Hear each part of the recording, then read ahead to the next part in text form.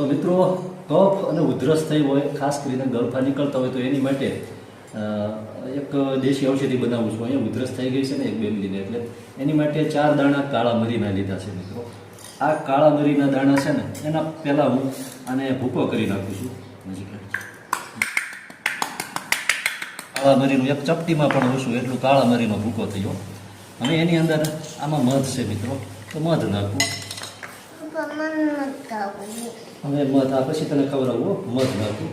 નાના બાળક માટે છે એટલે આપણે અડધી ચપટી જ છે કાળા મરીનો ભૂકો, તો આટલું આપણે 1 ચમચી જેટલું મધ એની અંદર એડ કરી દઈશું. જુઓ, અને બરાબર મિક્સ કરી દેવાનું છે. કાળા મરી જે છે ને એની અંદર બરાબર મિક્સ કરવાનું છે.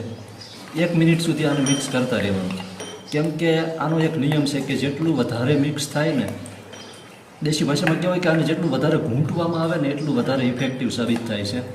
ખાસ તો ગળામાં ખરેરી બાજી જતી હોય અને કફ છે નીકળતો હોય ને, તો એની માટે ખૂબ સારું છે. અત્યારે આ દેશી દવા છે, સામાન્ય બીમારી છે એટલે આ સામાન્ય દવાથી જ મિત્રો, આ દેશી દવાથી જ મટી જાય છે. જો વધારે ઇમરજન્સી હોય, તાવ કે એવું હોય તો ડૉક્ટર પાસે પહોંચી જવું પડે, પરંતુ આવી સામાન્ય સમસ્યાઓમાં આવા દેશી ઇલાજથી ખૂબ આસાનીથી સમસ્યા મટાડી શકાય છે. હવે જુઓ મિત્રો, થઈ ગયું ને આ એકદમ મિશ્રણ સોનેરી કલર જેવું.